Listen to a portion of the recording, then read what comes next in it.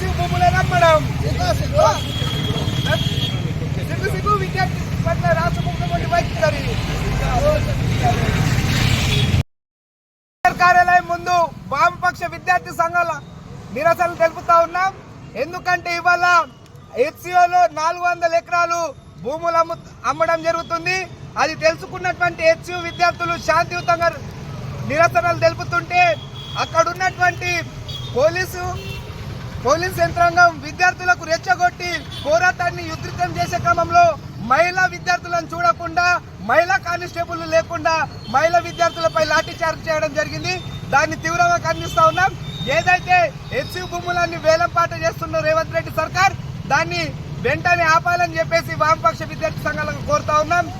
ఒకవేళ భూముల్ని వేలని ఆపకుంటే రాబోయే స్థానిక సంస్థ ఎన్నికల్లో విద్యార్థులేందో తగు బుద్ధి చెప్తామని రేవంత్ రెడ్డి సర్కార్ని హెచ్చరిస్తూ ఉన్నాం.